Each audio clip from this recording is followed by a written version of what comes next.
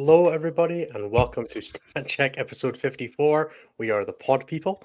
This episode is so named because the WC Pods were announced, which means that we are all deeply, deeply invested in little names of countries next to each other in groups for the next week or so. I'm Ennis. Week I'm in joined. 2 days. Yeah, don't say it like that. 9 days, 9 days of prep. I'm Ennis. I'm joined by Nathan and Jeremy. No Anthony this week, unfortunately, as it is his 6-year anniversary. So, look, hell yeah, Anthony, good lad. So he's not here. He's not here with us for obvious reasons. This week we're going to be doing a few things. We're going to do the standard. How's our week's been? What have we done? We're going to do stats for the month. We're going to do a little bit on the WC pods, and then we're going to do our drafts. We're going to do the WC draft, which chat is going to get to be involved in this year. So I'll be setting up some straw polls as we go, and we'll be getting that ready to start. And then for anybody who is listening to this who isn't live, you will be able to access the online version of that we will have available probably through an article link on the website and for everybody in our Discord. And that'll be good to go. So hopefully everybody is having a good week and is very excited for the WTC, as we all are. We managed to get our new Scotland shirts now, which I'm super happy with. There's even a giant lion on it that's really hard to see on camera, but it sits exactly out of the shot so that the lion can surprise you, which we're very happy with. I'm going to wear this for around another 30 seconds and then take it off because I don't want to have to wash it before I go to Belgium. But let's move on. Nathan, how you been? I was just figuring out if my audio would stop clipping in and out. I don't know if anybody heard the moment where I turned off my Bluetooth speakers and you got to hear the StreamYard testing your audio sound, but Didn't come through. You're good. fortunately not. My weekend was terrible.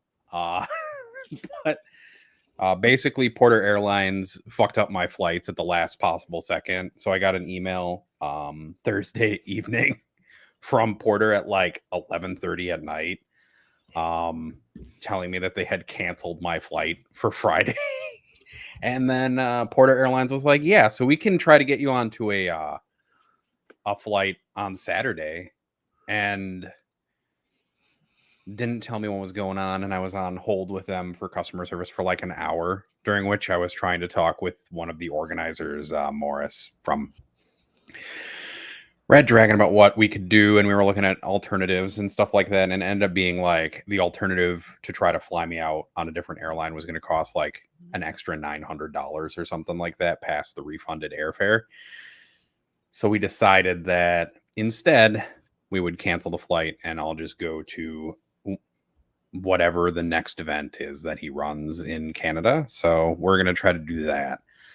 So yeah, Porter fucked up my weekend. And so instead I spent the weekend like painting Eldar minis to look really like brass statues coming out of people's nightmares, essentially. They do look really nice. They do look really cool, I will say. Yeah. I did learn Eldar, that look kind of cool. the Shadow Specters are probably a bit bigger than they need to be. I double checked them against a friend of mine's because they were supposed to be 1-to-1. He's like, those look a little big on their 25mm bases. I'm like, they are a little bit tall. But yeah. Otherwise, the weekend was, I guess, fine because I filled it full of stuff to keep myself occupied, basically. And that was about it. Yeah, I can't believe that Mike Porter did that to me either, Chris. He saw that I was sharing around his player card picture around the internet, and then decided to sabotage my flights via his airline. Have you seen any of the Scotland ones yet, Nathan? I have not. You should ask for our coaches. I'll ask Tomek, and if he's still awake, and see if he'll send me some. Other than that, like, I played some Death Watch practice games because David finally sent me his list at list submit, essentially. So I got to like run away with it and do some stuff. And so I've been playing some Death Watch practice games. They're hilarious. Every time I reverse deployment zones, somebody gets really upsetty and surprised by it. They're like, Marines aren't supposed to teleport like that and then pick up whole units with one round of shooting from cannons and then melee, and then it's kind of fun. So yeah, that was my weekend. I got to watch from afar as Jeremy had fun up in Canada. We missed you all weekend. I know. I was sad, and I was told that they were going to run a StatStat Memoriam tournament. And I was like, but I have to die for that to be the case, guys. And they're like, I don't. No, we'll just kill your 40K career. You have to have a 40K career first for that to happen. So yeah. Oh, who But won I'm excited the for tickets? Someone in War chat Masters. is asking. What? Who won the golden tickets for that one? Well, I guess I may as well talk about my weekend then. Yeah. let's do it. My weekend started on Friday morning when I woke up to Nathan's message that he wasn't going to make it, and I got very sad. And immediately after I got out of the shower, I called Nathan. I was like, "Can we make this work in any way?" And that's when I discovered that he had already gone through it with Dan. And yeah, so we're getting you down for the next one. Yep. So you might want to keep your calendar clear sometime around November 4th and 5th. That sounds easy to do. I don't usually go anywhere at not- the beginning of November. It's not locked in yet, but we're going to make it happen. Cool. Because the weekend went better than I could have imagined. Everyone who knows me knows that I was kind of running around a little bit like a chicken with its head cut off towards the end of the week, making sure that everything was in order. We still managed to forget some things, but everyone seemed to have an absolutely amazing time. There were a couple people whose spirits were broken by having to play Eldar one too many times.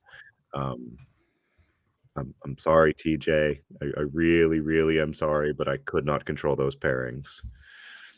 I And heard what happened to TJ as well. The just like 666 damage into like 666 on the D cannons and just yeah, Eric Didn't that Marcoux, open- friend of ours, was playing into him, and it was just like rolled 3 nat 6s to wound with the with a D cannon, and it was just like, I want to say I'm sorry, but I'm not. Screw you. yeah, I'm playing Eldar. So the weekend went fantastically. Everyone did have a lot of fun with the event, even if the meta was a roaring dumpster fire. John in chat said that he had a really good time.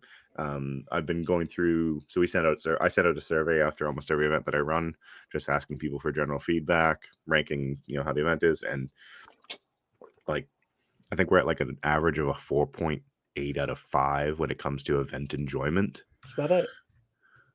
I'm happy with that. 96%.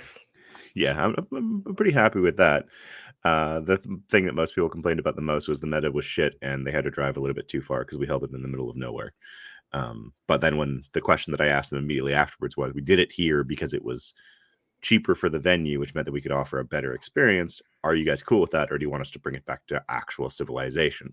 And they're like, no, keep running the good events. And we're like, all right. I will say that my favorite thing was getting video of somebody like flying an Eldar tank around. Although I was told I couldn't hear the vrooming noise. And the other thing that I really enjoyed was just seeing a hockey arena being used as a venue.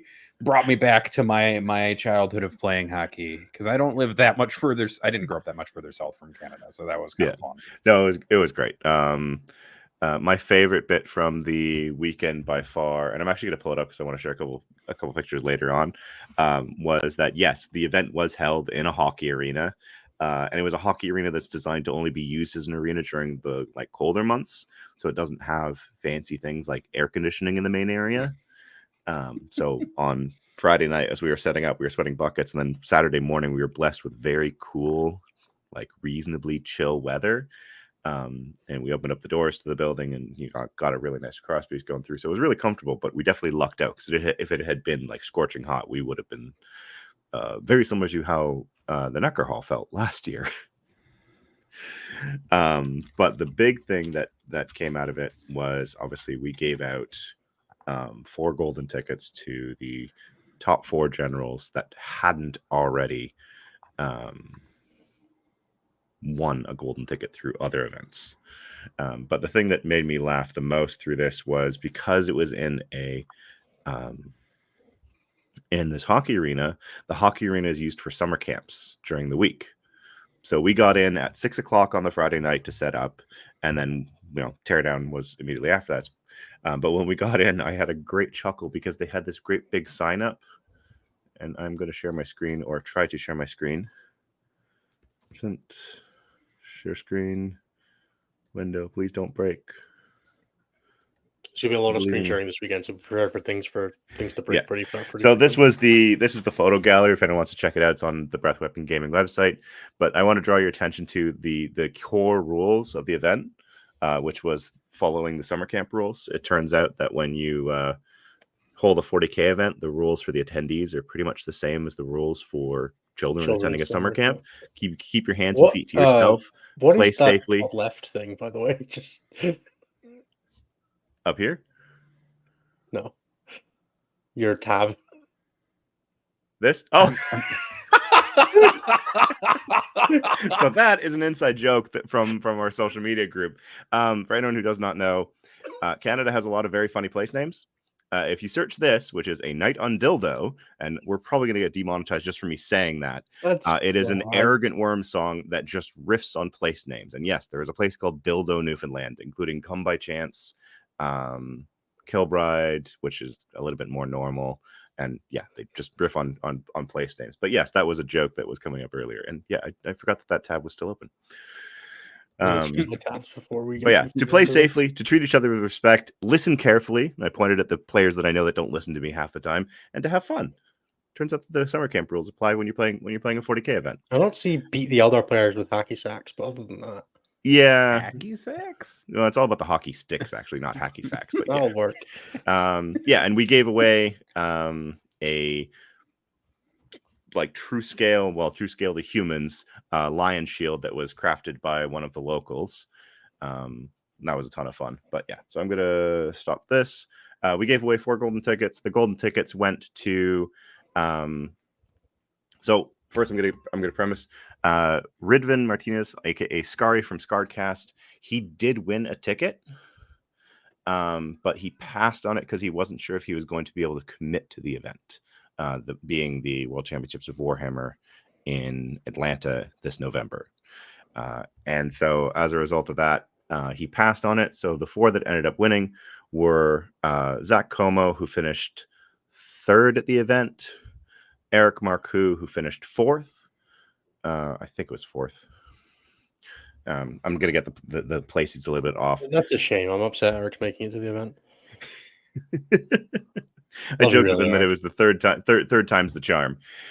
Chris Rice and then Will Paul. Confirming that Scar has commitment issues. If anyone is interested in watching back some of the games, Scar was actually on stream for the last 2 rounds. We had a bunch of a Canadian stream team in doing kind of showcasing talent. But we had Scary versus Will Paul in the finals on stream. And when they were told that the winner was guaranteed a ticket and the loser would not get a ticket if the winner took it, Scary just said, I don't care who wins this game, Will, you're getting this ticket. Because he couldn't commit to it. Just great show of swordsmanship from him, because since he knew that he wasn't going to be able to make it for sure, he was just like, no, he's committing to it. Give him the ticket. I'll have plenty of opportunities to get it elsewhere if I want. But yeah, it was a great event. Everyone had a really good time. We did have 5 Eldari in the top 10, which is that it? Honestly, that's a pretty good rate. Like, there were some that were significantly worse than that this weekend. This is true. One of the things that helped that was definitely the fact that Ridvan just kept knocking Eldari down, and the Eldari also had a habit of knocking each other out. So the final standings in terms of the top 10 were Jason Sparks of Canhammer, who won with Eldari. He took home the shield. He already had a golden ticket. Ridvan with his Necrons, Zach Como with Eldari, Eric Marcoux with Eldari, Chris Rice with Thousand Suns. Then you had Will Paul with Gene Stealer Cults. You had Dom Corrette with Deathwatch, Cody Bourgeois with Eldari, Maxim with Adeptus Custodes, and Tim with Eldari. So, just a lovely mix of factions up there. And then 11th, 12th, and 13th place were also Eldari. Yeah, honestly, it's still more diverse than the top 10 individual players at ATC, which was 7 Eldar players, 2 Gene Circle players, and a Necron player. So that is true. Yeah, so that's where we're at right now. I am now more or less recovered from that weekend, because it was, as always, when I'm running a weekend, a very draining experience, but definitely a very rewarding experience. And now the worst part about the weekend by far was we got in at 6:00 to do setup on Friday, and that was when WTC lists went live. and I couldn't look at them because I had tables to set up and mats to lay out and terrain to split. And I was just like, no, I need to. So I pulled my phone out once and then said, no, this has to stay in my pocket because if not, I'm just not going to get any work done. How much did you get done after you were done setting up tables? How much did you read? I read through probably about 5 or 6 teams, the ones that I was interested in. Obviously, Friday night we didn't know our pods yet, so I was mainly looking at like you guys. I was looking at the Americans because I wanted to see where they settled on. I wanted to see if Jack had actually brought that Grey Knight list that he was running at ATC. Didn't we all? Yeah, because it was just like, this is interesting. And yes, Charles, I wish that you could have made it. There's always next time, and definitely be in touch with us because your generosity with regards to your ticket did not go unnoticed by others. Charles was unable to make the event, but it was after the event cut off that he realized he wasn't going. The refund cut off that he wasn't going to make it, so he said, "Just give my ticket to someone else." So shout out to him for that. Yeah, Innes, how was your weekend? Yeah, so I've had a very busy week of filling out spreadsheets. I don't know if anybody knows what playing with WTC is like, but it mostly devolves around this time to, hey, here's a pairings matrix and a table matrix and hundreds of lists that we need to do analysis on and pairings prep and read them all and make sure you understand them and make sure all your players understand them, because obviously I'm captaining, which means part of my job is also to make sure my players know what's going on. So spreadsheets. I've done my matrices for all the pod 1 team, for all the pool 1 teams and our pod. We've written out summaries for basically every team now. I think we've done like 29 of 36 across me and Chris and a few other people. Mostly Chris. Chris has been the hero. It's so much prep. We also did a practice weekend, read all the lists. Obviously, immediately you open it up, you're like, okay, what's Poland submitted? What's Australia submitted? What's England submitted? What's the USA submitted? And then I stopped caring after that and just read our pod. But, obviously we didn't have a pod at that point. So you're scrolling through, looking at the weird factions, trying to be like, okay, what's this team submitted? What's that team submitted? Why does, so we went through all of the pool 1 seats, the top seats that night. I had a look at all of them, saw some commonalities, did some rough analysis on like how we think team comps work, what we think is like, even just looking at stuff like what do I think is going to first defend, what do I think is attacking here, what do I think is getting resources, so that we have, if we do pair into the better teams, that we're as prepped as possible for them. And then, the weaker teams you don't need quite as much prep for when you're a weaker team, because you're playing at the same level. You need to prep harder for the tough teams. So obviously we did no prep for Canada, no prep for Sweden, that kind of thing. To be fair, Sweden did bring double knights, so that might just. So did Australia, though. So like, maybe we're all wrong? Maybe. I found that when I was going through the faction breakdown earlier today. I was just like, did we just miss this? Look, all I'm saying is it really does feel like Australia play tested their lists against each other, which is why they're all crap. And I'm sure that will not come back to bite me. And I'm sure all the Australian players are 100% correct. And I'm absolutely out of my depth on this one, because there is no way that that's not the case. However, I still feel like they're wrong. And that has a lot of weight. I mean, of course, Matt Morris-Holy does not think that Team Australia is wrong. Just no, why would you? For the record, like every team looked at these and went, "Oh, we got this right." Every single team in the world did that, but we got this right. So, my most favorite thing though is that the WTC banter chat in that Discord has like exploded since pods have been announced. That's like my favorite thing, because there's just so much trash talk happening. Because they finally let the English players out of the cage, and now we've all united in our hatred of Team England. As if they weren't already united in the hatred of Team England. There was already a hashtag, although England is fighting that one back a little bit. I don't care. Hashtag anyone but England is all that really matters. Except for Germany, who are on team hashtag anyone but the USA, which I can also back. Like, no, don't get me wrong, but anyway, this WTC, and if you haven't had a chance to read the list yet, there is a list doc that is floating around, but all the lists are on BCP. There is some wild stuff in there. Whether you want to talk about Team America's 30 Grey Knights list, or us and the Polish have submitted Deathwing Knights for our Space Marines list instead of their Death Watch, which 90% of the rest of the world is settled on. There are so many Lich Card blocks, but there is like a cool triple Catan list. There's Liam Hackett, who's playing 2 Necron Warrior bricks. Like there's lots of diversity even in the strange factions. Things like in our pod, there's like double links Eldar as opposed to the standard stuff. There's lots of lists that have the avatar of Kane instead of the Incarn. Lots of lists that don't have the Incarn at all. Even some teams that don't have any Wraith Knights or Wraith Guards. So there's definitely a huge variety of stuff that you can lose to. Yeah, and if you join the WTC Discord, you can get the list organized by country. Pretty easy, PC. Yeah, one of the UN teams has 3 Valiants. Scotland and that's Poland both have lovely. POW. No idea why Scotland and Poland would both have landed on the same thing after we took out to Poland with us. Don't worry about it. No, it's super awesome. I'm so hyped with WTC, and then obviously we got our pods as well. I think the most useful thing to do with that is going to be to chuck up the actual picture of the pods if I can find it.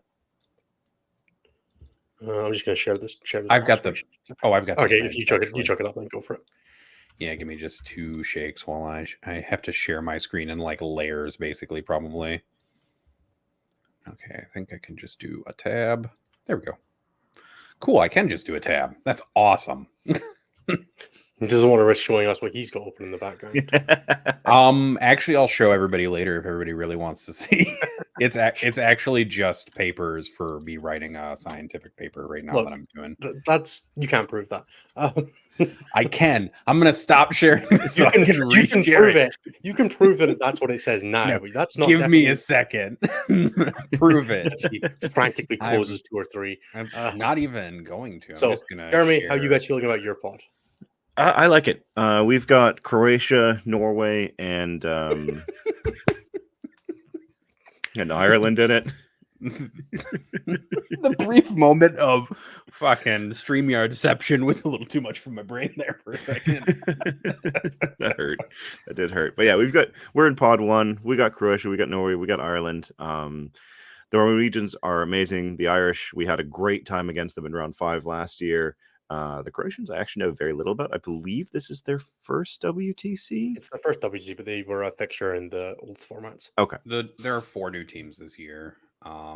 Cyprus, South Africa, Israel, Bulgaria. Czechia. No, all the teams in those 4 are new teams in terms of like their first attendance of WTC. Some of them have been ETC before. Oh, New Zealand's the 4th one. I almost forgot New Zealand, which would be really rude of me. So those are the 4 new teams. I just can't think of New Zealand as a new team. I actually think they're going to be a surprise team for people, although them being in the you can prove that later. Is rough. Stop it. Yeah. Damn it, Kitley. Man, I can't see anything anymore because I accidentally put my StreamYard in the same window. So I guess I could just drag it out so I could actually see what's going on. There we go.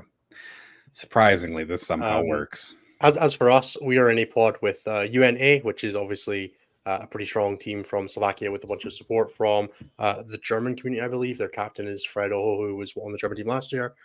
They have Malta, who's won a super major in Berlin last year as well. And then we have France, who are a very, very strong Pool 1 team, and Iceland, who are our practice partners for the 2 months leading up to the tournament. Because nothing's ever easy, is it? Never.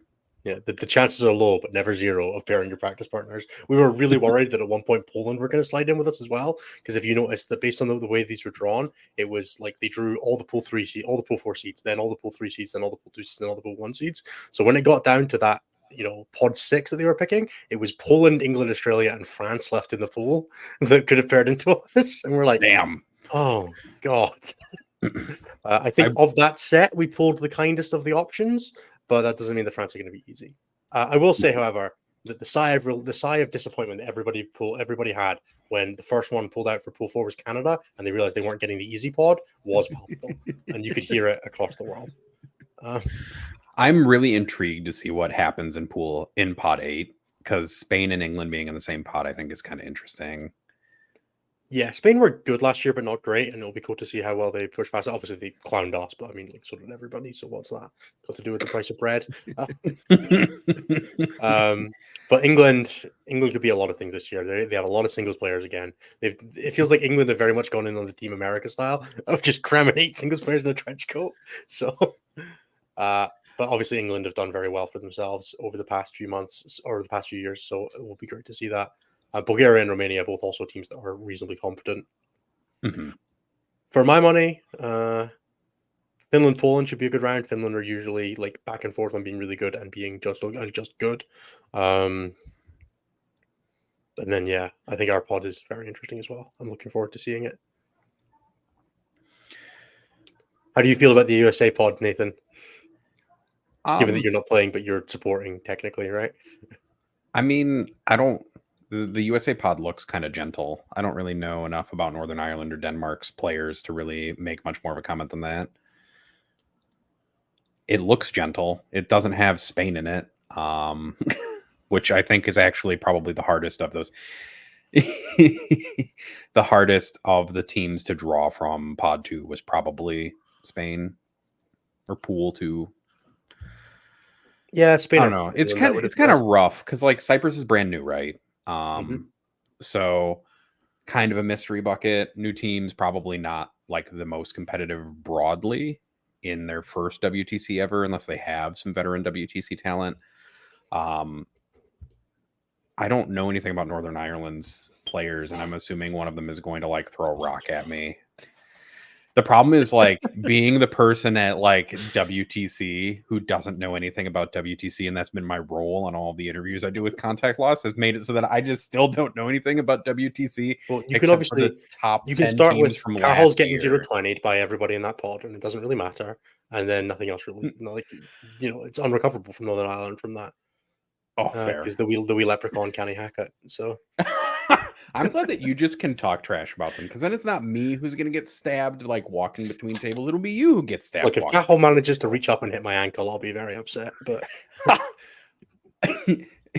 I'm just looking forward to Halsey discovering that he big brained himself. Oh, what? By listening to me? Yeah. Just, I don't think I want to die, Gitly Gaming. Just ask them if they're proper Ireland or the other one. I feel Why like would you repeat that? I feel like that actually results in me getting murdered. Just putting that out there into the air. I am interested to see what happens in the Canadian pod. Ireland and Norway seem like reasonable teams. Yeah, I could very much see Canada coming out of that pod 1-3. But 3-0 in our hearts because they're the nicest people. Well, maybe. Australia were nicer last year. I actually think that Australia might have a more challenging pod just because New Zealand, I think, actually has talent on it. So they might actually have a fight. As opposed to Canada, which doesn't. Yep. Got you. Oh, I don't know why Innes has turned this into the beat up Canada hour, but apparently that's the It's because I'm wearing a Canadian Listen. shirt. You can definitely tell that I've not massively worn the shirt based on the fact that that's the Canada logo there. Listen, when we both come out of our pods 0-3, we'll have a great round 4, Ennis. Hell yeah. I will shake on that and we can just drink the night away. I'm Sully curious says to about what stop fluffing the NZ ego. You're right. They don't need the help. I've met House. Look, Taos is sleeping on my couch at like some point, so I also don't want to wake up and get stabbed by him. Like, No, it's simple. If we have any issues with Kiwis, I'll just hold back their doomsday arcs. All right, so I'm going to stop sharing the pod screen because it's giving me a brain ache. Perfect. Right. With that, shall we move on to the stats? So my synopsis is the same as it's been every week. The Shit's meta's fucked, on Joe. fire. Yeah, shit's fucked. But this week, somebody else managed to win some events, which I guess is okay. But still mostly Eldar. Sorry, folks. There were 7 events this weekend. 3 of them were won by Eldari, 2 by Custodes, and then 2 by Necrons. I'm kind of glad to see Necrons winning events. I feel like that faction is like just under the surface for winning singles stuff more often, but we'll see how that pans out after somebody gets nerfed, I guess. So for this last weekend, Eldar were in first place with a 69.4% win rate. 3 event wins, like I just said. So they won 70%. Yeah, close to 70%. They've kind of been sitting at like this 69-ish nice percent win rate for a little bit. They had 10 top 4s, 21 top 10s, and a 3.23 over rep. They haven't dipped below 3 in quite a while, I don't think at all in 10th edition. Genestealer Colt were in second, continuing the pattern of previous weeks. 16 players, 4.2% meta representation, a 62.2% win rate, 3 top 4s, 6 top 10s, and a 2.54 over rep. The one thing I do want to say is that Eldar's representation of the meta has also increased. I forgot to talk about this when I was talking about their stats. They're at 11.1% meta representation, which 1 in 9 players. is terrible for everyone. Sounds about the same as what they are in the War Master singles. I think they're actually the most represented faction above even Space Marines, which is horrifying. Don't think that. Yeah. I don't think they're more than Space Marines because the faction breakdown, if I remember correctly, broke down the Codex non-compliance outside of the regular Space Marines, but it's really close. Yeah, Close enough that you could be tricked. Yeah, like for sure. I'll look at the Space Marine numbers a little bit later and report them. I think actually it's in here just as Space Marines now. Yeah, I mean Space Marines are still 19.2% of the meta, so they're not like at Space Marine point yet. But they definitely are too high and winning too much. That's just kind of all the situation is. Thousand Sons were actually in third place this week, 4.5% of the meta, a 56.6% win rate, 1 top 4, 5 top 10s for a 0.8. Custodes, 42 players, same meta representation as Eldari at 11.1%, 52.9% win rate, 2 event wins, 3 top 4s, 10 top 10s, and a 0.97.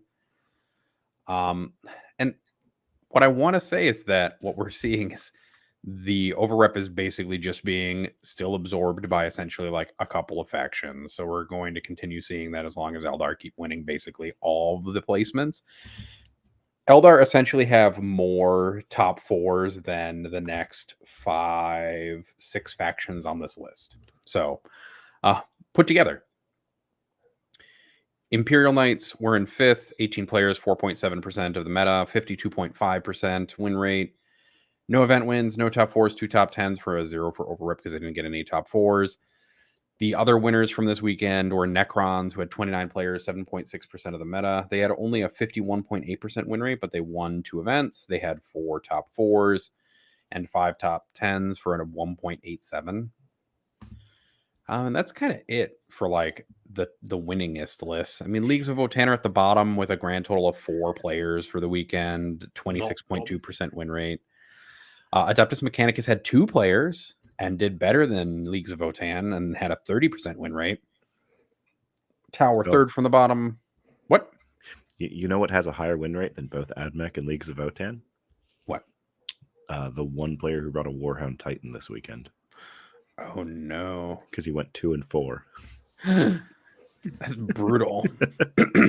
What was the other part of his army though? World Eaters. That's fun. I love it. Tower third from worst at 35.3% win rate. Drukhari were 4th worst at 35.7%, and then World Eaters rounding out the bottom 5 at a 36.8% win rate. There's a pretty stark difference between a 70% win rate faction and a 26.2% win rate faction right now. Almost 50%, that actually it is a 53% spread, real wide. So as I said before, meta's fucked. I don't know what else to tell you. I wish we could stop. But Nathan, how many factions are in the Goldilocks zone?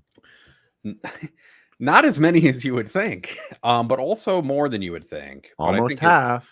It is almost half, but none of those factions are winning things. Like there's this middle of Necrons. Necrons are arguably probably balanced right now in the grand scheme of how goddamn in the grand scheme of how fucked the meta is right now. Necrons are in the sweet spot. That's suppressing Necrons, I think, is the fact that there's so much high firepower lists, like spitting out mortals. A balanced meta, like Lichguard will disappear because Eldar and things exist. Like Eldar and GSC can pick up 10-man Lichguard bricks. Nothing else can. Sometimes they do, sometimes they don't. Custodes Spearguard do a really good number on Lichguard as well. Because of rerolls. If they get rerolls, if not. Yeah. It's the getting the rerolls bit that's the hard part. You got to control an objective for that. And if you have Trajan in the unit, to ignore the -1 to wound, I suppose. Yeah. But like, I've watched a Wraith Knight just.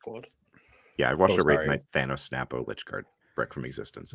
I've also watched 2 full Acolyte units with buff demo charges and Primus buffs fail to kill a Lichguard brick. Sure. That But I person's think looking that's for their more of a try to rare occurrence than a common occurrence.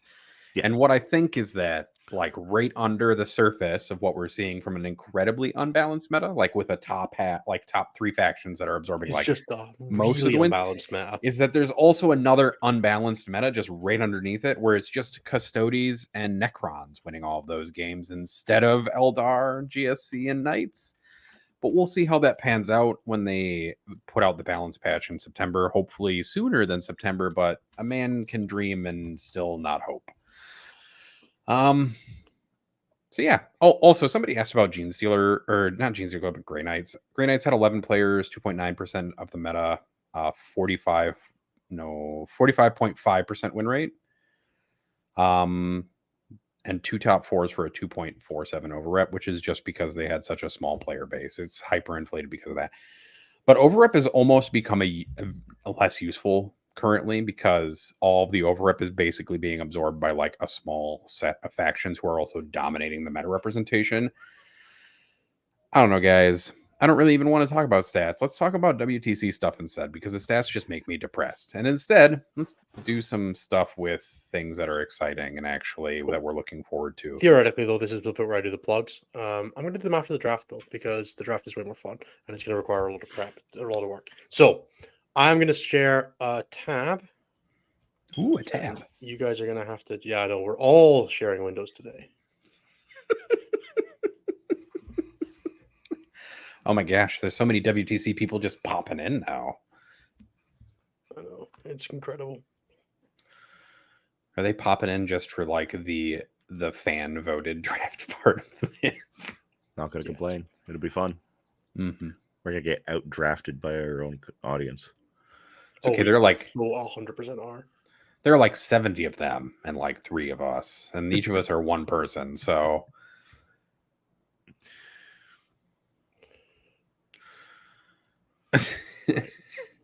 So this is the first tab. So this is the draft. So very basic premise of this one is we're going to do a snake draft with ourselves and the chat, where chat is going to get to vote for the one that they want to pick from each slot. Now, the way that it works generally is there are 30. I'm going to zoom out a little bit on this tab. And hopefully that shows everything. If you're watching this in lower quality, I can only apologize at what it probably looks like a bunch of squiggles. I'm also going to apologize to our podcast listeners, but you probably should watch this one on YouTube. Yeah, you should probably watch this one live or listen in. We'll do our best to describe it as we're going. This is probably going to take a decent amount of time because we're going to have to run some polls for the chat to do it. So basically, each player is going to be able to pick 2 teams from pool 1, 2 teams from pool 2, 2 teams from pool 3, and 2 teams from pool 4. You will receive 1 point for every placing they come above 36th. So the team that comes 36th gets 0 points, so on and so forth until you get 35 points for first place. And then whichever person comes away with their 6 of their teams providing the most points wins the draft. That's basically the gist. So it'll be your top 6 teams of the 8 you draft.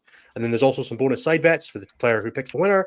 Whoever picks last place, whoever gets the most team kills, which is that your team beats another one of the teams that you drafted. The most players on 140 out of 140, which has still not been done. Liam Hackett got close with something in the region of 135, I think. Whoever gets the highest ranked player, if there is nobody who gets 140, and the most teams that won their individual pods.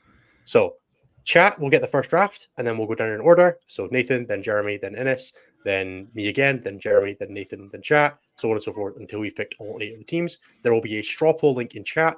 I will do my best to describe what's going on. The one thing to note, you do not have to pick your pools in order. So you can choose to leave your pool 1 for later. You can choose to pick an early, like the best pool 2 team if you think that there's one that's significantly stronger, significantly weaker, so on and so forth. Chat is voting. I will run the vote for about a minute for each person in chat. But I am just going to go and set up some straw polls now, or a straw poll for the first one now at least, where you will be able to pick whichever team you would like. So, but no matter what, we're each going to get 2 pool 1, 2 pool 2, 2 pool 3, 2 pool 4. Okay, I'm just making sure.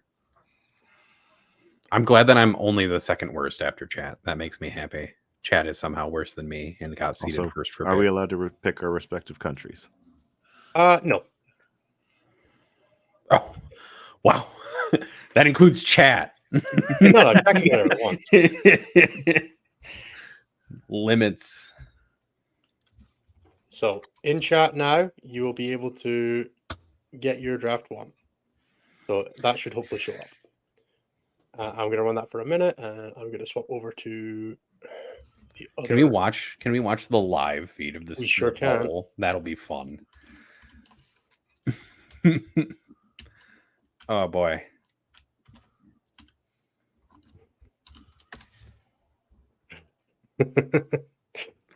So far, dark mode.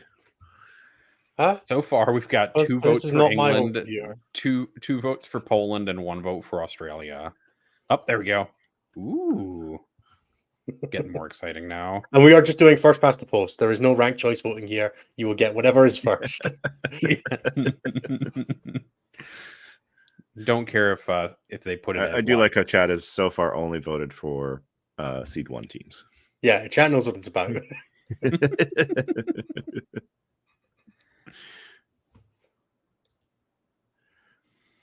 All right. Wow, chat. I think we've got a pretty defined. I think we've got a fairly definitive tie. Oh, I mean, since it's I'll stop when alphabetical, the first team to 10 is the one I will pick. Let's go with that.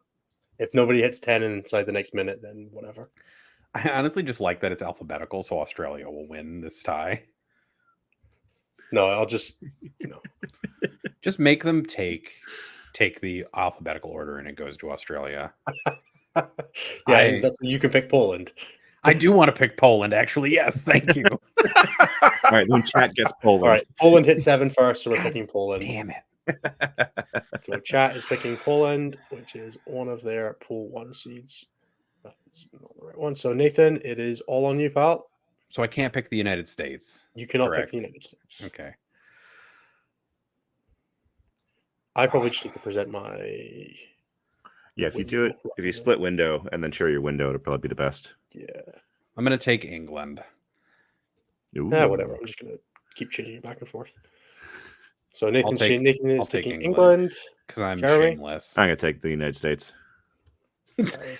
That's what I was actually wanting to take. I know. Don't have a team. Well, I will take Australia then. You rank cowards. And my second team will be. It would be really cool if Canada could go unpicked, guys. So if we could just I'll take Germany as my second. Oh boy, now I have to. So Jeremy is taking France. Nathan. So I'm thinking. What are the pool ones that are left? You have the option of Canada,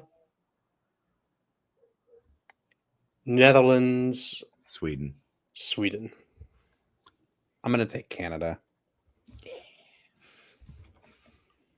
Okay, and now I need to make a new poll for the ones that have not been selected.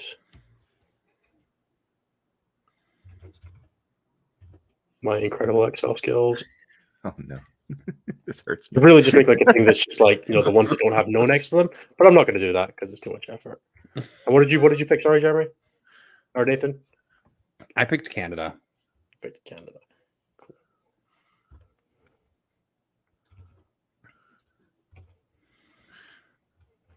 Okay, and that gives us.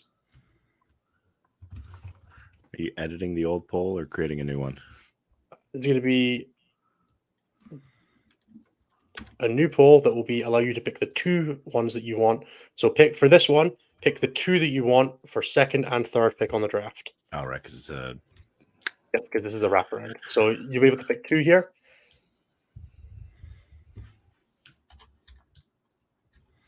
Spain's a good choice.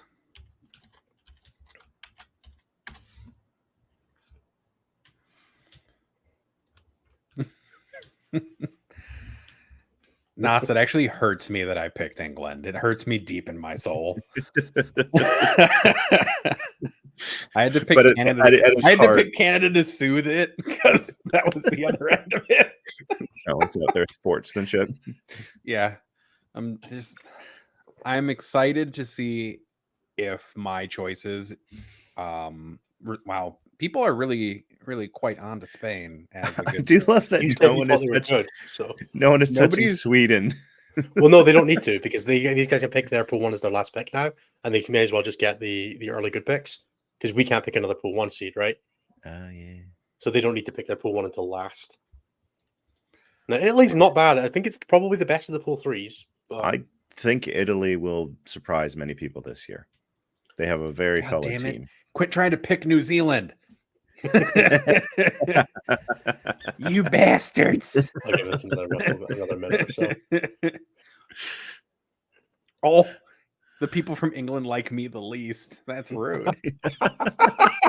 No, they Honestly, said that the people I'm from highly England like Oh, you like you at least. least. Oh shit. Well, that's fair. I do like all of the members of Team England that I've met. It's nothing Nice, against you guys. nice caveat there. I can't say I like all of them. Have you That met would be Nas? weird. I've met Nas. Okay, Yeah, he then was you're at definitely LVO with lying. us. Yeah.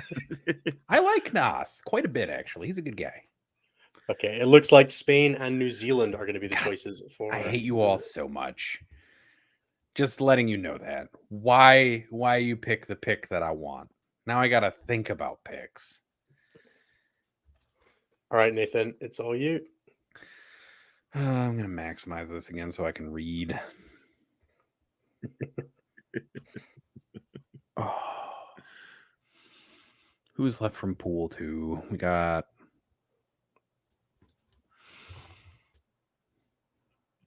oh, thank you. That actually does help. Could we organize them by pool actually as Nope. well?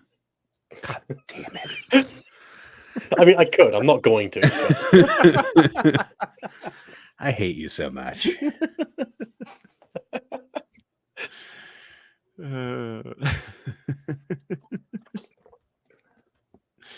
We believe in you, Nathan. I don't believe in me, so that's a good start. You're missing the most obvious choice. Am I? Is he? They picked Spain and New Zealand, which Spain was the most obvious choice, I think, from pool 2. I accept help. I just Chat, if you want to give away your drafts and just tell Nathan what you're thinking, You can also just hide the selected ones to clean this up now. I could. You but I could, wanted to yes. Just do this, so I did not have to look through for them.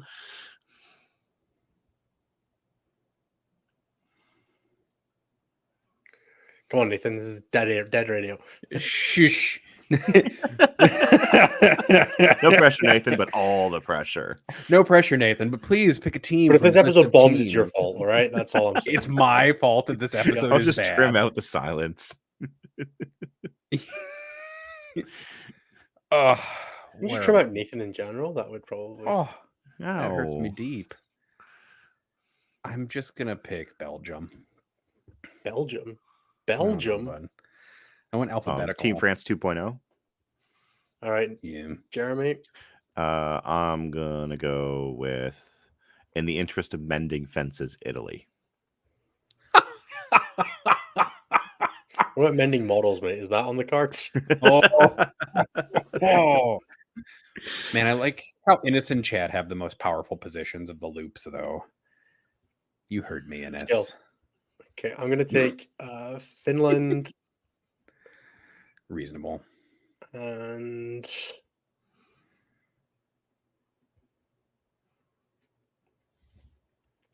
I'll take my Northern Irish boys. Let's go.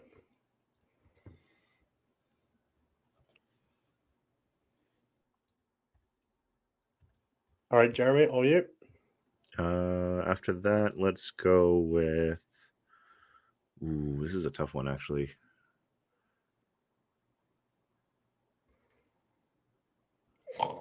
I'm gonna go with Ireland. All right, Nathan. I'm gonna take Scotland. Bitch. I want a chat to have to vote for me. It saves you from Innes being will- picked last. Oh, Or not brutal. picked, yeah. That is true. Italy's out, by the way.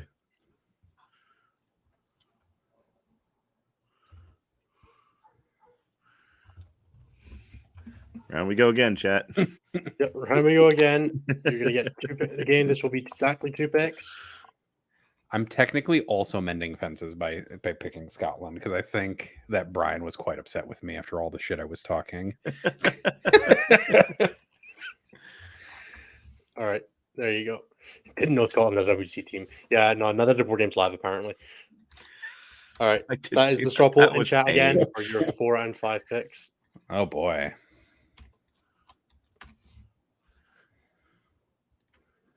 I'm not allowed to vote in these as a viewer, am I?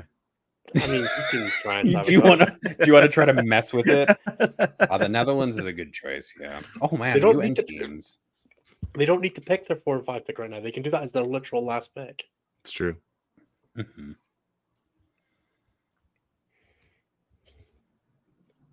I'm just going to use this to inform my own picking now from now on. That's what I'm going to do. That's the wise thing. Just go by chat. Pick all the I'm teams sorry, you're not allowed. Neil. Neil is currently losing the will to live, editing teams lists. I'm Do you know what, sorry. mate? It's your own fault for using Tourniqueeper instead for using BCB instead of Tourniqueeper. So I mean, Neil, if you need help, you have like a billion staff. And by a billion, I mean like you can see the polls on the WC website, or I can share this very temporarily again. It is here. No, he means the 1 to 4. Yeah, it's on here as well. But it's whatever row they're in. So fourth row is top row is pool 4, then 3, then 2, then 1. True. I don't know, Archon Rahal. I don't know. If you guys are trolling, that's fine. I just literally am It terrible looks at like picking it is going to be things. Sweden and Austria, as Sweden and Netherlands is not a legal pick, as Netherlands and Sweden are both pool 1 seeds. So it will be Sweden and Austria for the next drafts for the chat. So we have Sweden, which means the unpicked pool 1 team is the Netherlands. Oh, Poor people have Netherlands. some opinions about the Dutch. I don't blame them. And It was Austria. close. It was close, but it wasn't. I that wanted close. to. I What you wanted got, to pick Nathan? Netherlands because I love Rude's training method for them. It's kind of funny. What you got, Nathan? You are due. You have picked a pool 2 seed and a pool And a 3 pool seed. So you need three. you have a 2, a 3, a 4, and a 4 to go. 2, a 3, and a 4, and a 4. Jeremy, you have the same, I believe. Yeah. As do I. I don't know how math works. And I'm watching Innes live chat edit this has while a I try to make my 2, decision. 2 3s. No, 2 2s, 3 and a 4.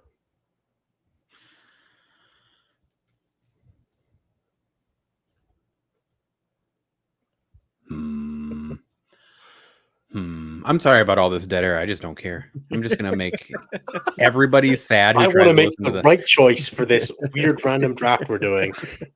I just don't want to make a complete fool out of myself Too late. publicly. That's all. I know. You're but here. It's Until way you too drafted late. England, Canada, and Scotland, bro. Like your Anglo bias is showing.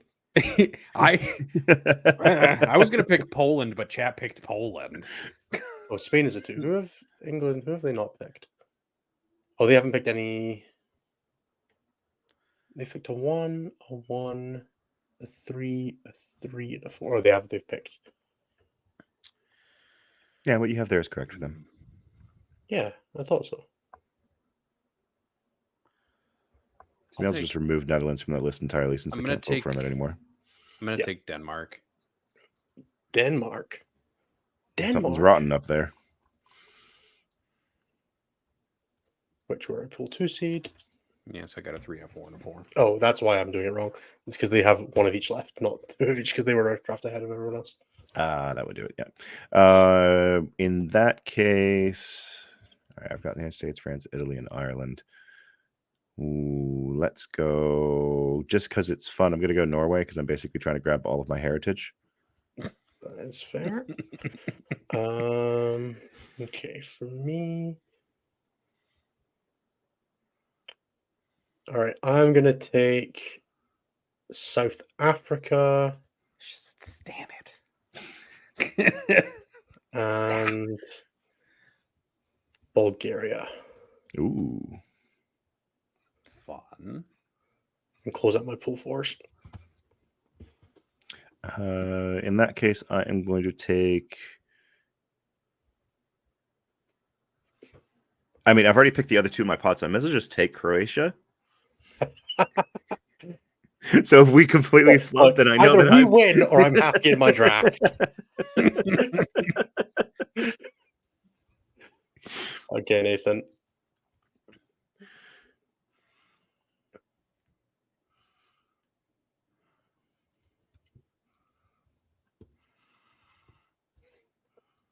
What's the list comp for UN for the two UN teams? I'm just curious. Doesn't matter.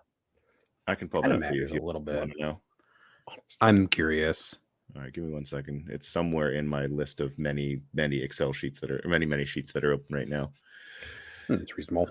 WC. I'm just here to create more dead air to make Innis upsetty in the spaghettis. All right, because we can actually show this to the viewers as well if they're interested later. But I did make like a cool little faction distribution thing. Oh yeah, show All the right. faction distribution thing. No, because we've got this thing open right now. Aw. So UN Team 1, because it's UN Team 1 and UN Team A, as I discovered. It's not UN Team 1 and UN Team 2. So UN Team 1 has Eldari, GSC, Space Marines, Imperial Knights, Guard. No, sorry. Yes, Guard and Chaos Demons. And then they also have Admech and Drukari. Okay, weird. UN Team A has Eldari, GSC, Space Marines, Custodes, Thousand Suns, Imperial Knights, Chaos Space Marines, but no Chaos Knights. And then their last pick is Tyranids. I'll take that one. That's A, you said? Yeah, which is two in his list. I'll take UN Team 2. Okay. Clear out one of my 4s. Okay, that gives chat the following choices. You have a 2-pick, a 3-pick, and a 4-pick. So obviously, if the top two are both the same ones, then it will be the next top one from that. I guess I should actually think about my next 2 picks. I don't know. While other people are picking, that would probably be Doesn't wise, sound right? You shouldn't do that.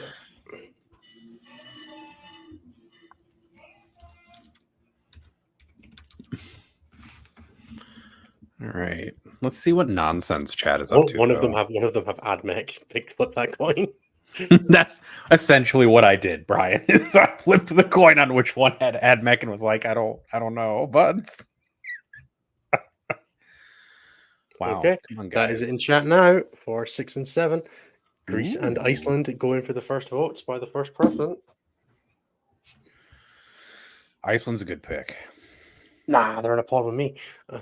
They're definitely the best choice. Also, they've lost the superpower that is Mitch Beard on Sisters. That is very true. They have managed to improve the team drastically by taking him off that garbage faction. It's like how Team Netherlands do better at any event Dino's not at because he's a starting player, but he's not there. Somehow Netherlands is still getting a vote, even though they cannot be picked.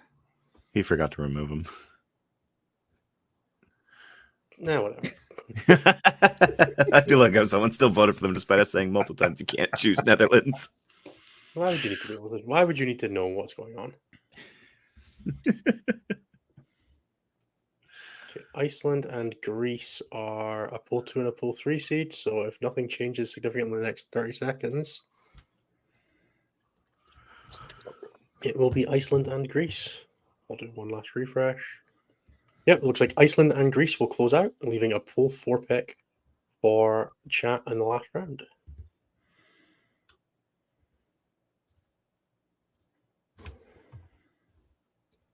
Okay, Nathan, it's all you. I'm gonna take we'll take Cyprus.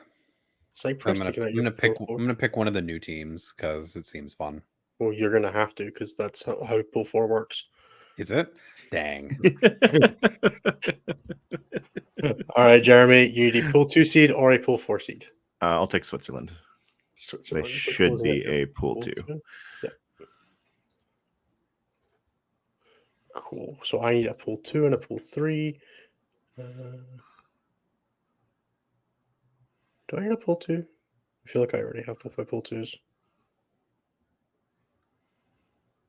I'm so confused.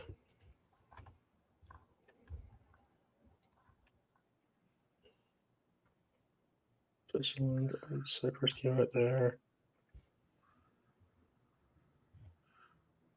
Right. So for some reason the formatting broke down on this now, and I'm really confused.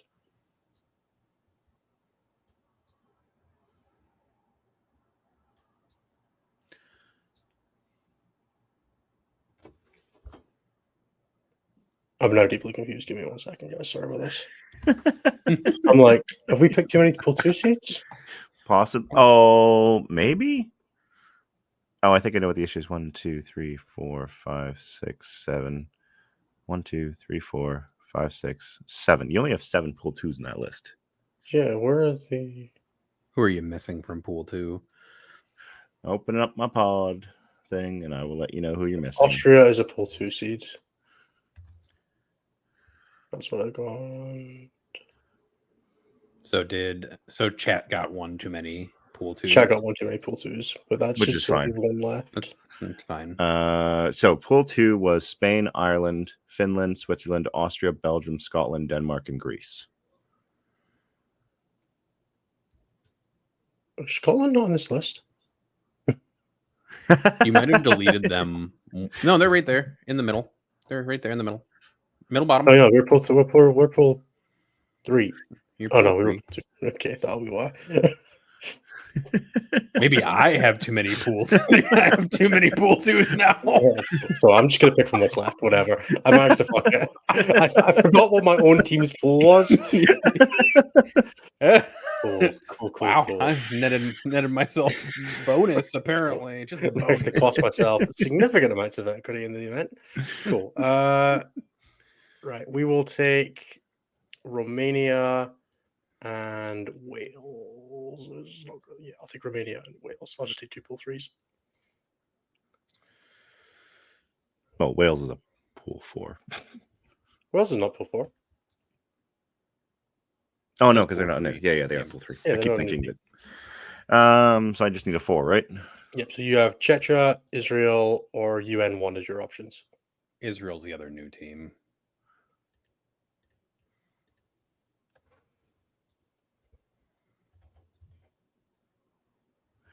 See, there's the part of me that says go for UN Team 1, but the Adbek Drukari terrifies me. That was why I didn't pick it. Yes. So instead, I will take Israel. Sure. I know how all of this works. I'm very confused now. I'm glad that somebody does because it's not me. All the way at the bottom. Cool. Nathan, you have Latvia, Luxembourg, or Portugal. I'm going to take Luxembourg. Cool. And chat, you have Czechia, Latvia, UN1, or Portugal as your 4 options. And you need to pick. Sorry, you have Czechia or UN Team 1. So This will come up in the meeting tomorrow. Look, I know exactly where we are. I love how scuffed this is. Everything we ever do, slightly scuffed. It was meant no matter to be what. scuffed. It was always meant to be. It was always meant to be scuffed. Okay, the last choice is in the chat. It's cool. I put myself in a good seat and then managed to pick the wrong teams. I don't understand how this happened, but it's my own fault. You'd think I would have checked how there was a right number of each seed, but no. That would have required effort and thinking and planning this in advance. Okay, it looks like they are going with Czechia. People kept trying to tell me it was a new team, but I didn't believe them. It is. Okay, so let's take a quick zoom in on this. So we have chat with the team of Poland. You're not showing that tab. I know. There you go. Chat has Poland, Spain, New Zealand, Sweden, Austria, Greece, Ireland, and Czechia. Nathan has England, Canada, Belgium, Scotland, Denmark, UN2, Cyprus, and Luxembourg. Very Anglosphere centric there, by the way. It's honestly a little. Because Belgium is very Anglo. Yeah, it's Luxembourg. Jeremy has the United States, France, Italy, Ireland, Norway, Croatia, Switzerland, and Israel. And Ines has Australia, Germany, Finland, Northern Ireland, South Africa, Bulgaria, Romania, and Wales. How y'all feel about your drafts? How does chat feel about its draft? I think it's fine. I think England will either power through and like win, or just stumble out the gates from hubris and like bumble their way out of their pool. Well, I mean, Like, you have picked the winners because you have us. So I mean, no matter what, I think I picked the winning team because I couldn't pick the United States. So I have no more faith. I'm not rooting for them anymore. I'm going to root for England, Canada, and Nathan wasn't allowed to pick the Scotland. United States, which obviously significantly improved his draft odds because now he couldn't pick a team that was going to crap the bed. I actually thought that the United States was actually my favorite to win. I definitely wanted to see. We're going to pick England because of just their monumental hubris, why they're proved successful or terrible. Look, if monumental hubris was victory points, then England would 100% win. Yeah. I mean, I don't know. I picked teams that had people that I knew on them after that, basically. Except for the UN team, who I was like, I'm just going to pick one and go for it. I think chat just picked based on vibes. So, I mean I had a plan going into it, and then I was like, let's just go with the fun bit. And that's how I ended up picking our pod. I also went with vibes at a certain point. I was like, I'm just going to pick all of the other people, the other podcasters as I go. We'll just pick Innes and Jeremy's team so that if they win, cool. Fair enough. Chris says, all right, he doesn't I'm going to do the plugs. But my draft is best. I think Nathan's drafted the best one. I think he's picked the best team, and then also some other teams. Right. So with that, if you've enjoyed, and probably at this point, the scuffness is part of the fun. So clearly, you're still here an hour and a bit in. You're enjoying the show. We would really appreciate if you could do a couple things for us. One is if you're watching on YouTube, chuck a like, a subscription, or a comment on. Doesn't matter what you say. We just like the fact that you're talking about us. We do our best to respond to everything that's there, or Nathan does at this point, because it's the only thing Nathan does besides his stats and his work and everything else. Is he is also the one that replies to most of the comments, because some people just leave the job and forget to do it. Nathan does it. Nathan's great at that. So we really appreciate him for doing that. Otherwise, patreon.com/statcheck is the place that you can support us the best. You can get access to our Discord community of nearly 400 people, including, by the way, like 10% of the WTC field is in our Discord. It was hilarious going through that and being like, oh yeah, literally everybody is here. We have players from Luxembourg, South Africa, Australia, New Zealand. If you want to chat with some of the best, StatCheck is a wonderful place to do it. And obviously, we're in there all the time as well, doing horrible things to our mental state by being on Discord 17 to 20 hours a day. It's great. Please do check out our sponsor, red-dragon.ca, for all of your 4K gaming needs. There is a discount link for them in the Patreon, so that's another thing you'll get access to if you check that out. Saltar Games on Etsy offers our merchandise, as well as Red Dragon, who offer things like dice and objective markers. Saltar has things like tokens and measuring gauges and things like that. And Jeremy's getting a bumper order of them to take away from WTC. So yeah, please do check this out. We have two other shows, XM1 and Into the Matrix. XM1 will be this Thursday. They're going live with Ridvan Archon Scary Martinez or Sierra Martinez. Which one does he prefer? I don't really care. He's just Overlord Scary now. Yeah, they're going live with Scary, the Necron guy, to talk about the Necron guy. Oh no, he'll love that. I mean, he has had his best tournament result this year with Necrons. This decade, right? Like, when's the last time Ridvan did well at a real tournament with Drakari? Maybe End of the Matrix, too which is doing. Maybe too honest. And then End of the Matrix, which is doing a ton of WC content with Typhus. Finally, please do check out stat-check.com/coaching for all your coaching needs from myself and Typhus. I'm more than happy to help you through this turbulent time of 4K, prep you for a tournament, or just, once the new balance state comes out and the game is good again, learn how to play it, whatever works for you. Thank you so much, everybody, for being here with us after 54 episodes. I will shout out now as well, taking next week off. There will not be a show next week. We may do some live content while we're in WC, but there will not be a scheduled live show at this time because we're probably all going to be exhausted from playing the singles, and it's just not on the cards. So next week will be a week off, and we really do hope that you will join us in 2 weeks' time for our, hopefully, rundown of all things WDC, where one of us came home with the shield. That's the goal, right? Cool. Let's very quickly burst through. Come on, guys, please. That was the Let's go. least scuffed, actually, that you've had that go ever. I'm very Questions. impressed. Let's go. Good job. Let's do questions. Do you want me to ask them, or do you have them open this time?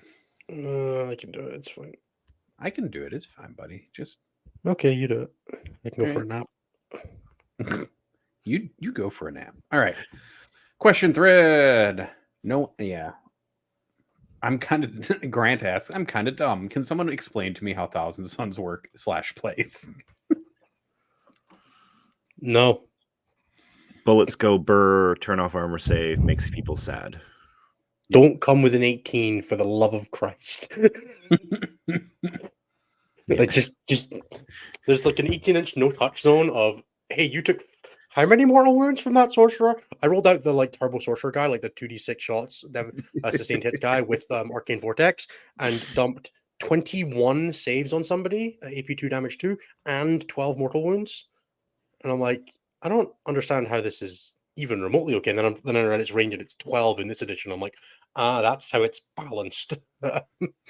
No, Thousand Suns very broadly is an army that relies on burst movement, where it has lots of ability to move a unit very far with either a double move or a triple move from Lord of Forbidden Knowledge, which allows you to open up angles to access things in backfield with indirect through like the biggest indirect gun in the game, which is Magnus, who looks at you real hard through a wall and somehow that hurts you. We're not sure either. And then board control with small units like Rubric squads with one operative from a sorcerer, or in rhinos or mutilated vortex beasts or demon allies like the changeling and the blue stripes to lock down objective control, forcing you to engage with it. At which point it has an absolute ton of really short, really incredible close range burst damage, which you have to go towards in order to deal with it because it is playing such a defensive game while scoring reasonably well on secondaries and having a teleport ability once per game and lots of little scoring units, and that causes problems for a lot of armies. It causes less problems for others, and it's generally pretty good in the meta right now. But that army is very much playing force you to come to us, beat you over the head with psychic powers when you do. And then it has like the ability to make Magnus insanely tanky through things like blanking damage and rerolling saves. So you can reroll, like, if you're careful, you can get Magnus up to like 2 save blanks plus a regular save blank plus 3 save rerolls. It's not half bad. Yep. Cool. Next. John asks, is it bad I'm really enjoying looking through every single GSC list to find the minor differences and wonder about what they are trying to tech for / pair into? No, isn't that half the fun? Is that what you say? It's exactly what most of us are doing right now. And then the real question is, are there any really out there lists you are excited to see or play in person? I mean, the American Grey Knights list. I'm not actually excited to see that. I don't want it to be good, so I hope to avoid hearing anything about it all weekend. Nick asks, what do you think teams are bringing guard for? I'm not telling you. Don't read. My team has guard. I'm not telling you. Sorry. I was gonna say I can answer that question because my team's not bringing guard. Go for it. Bunch of indirect fire, some cheeky lone ops that you can make use of, and some moderately mobile scoring. But I'm not convinced that they're that good. Good. And then Mike asks us to pontificate on Team America's choice to bring GK. Grey Knights. Well, teleport, go brrr, and Jack's way better than everybody he's practicing with. I still say that it came when our Chris beat him. Was that the 20 and the 140-20? No, that wasn't. He was our one win in the America scrim. Wait, he lost to Chris Haynes? Jesus, Jack, just retire, bro. Like, it's over. It's not coming back from that. All right.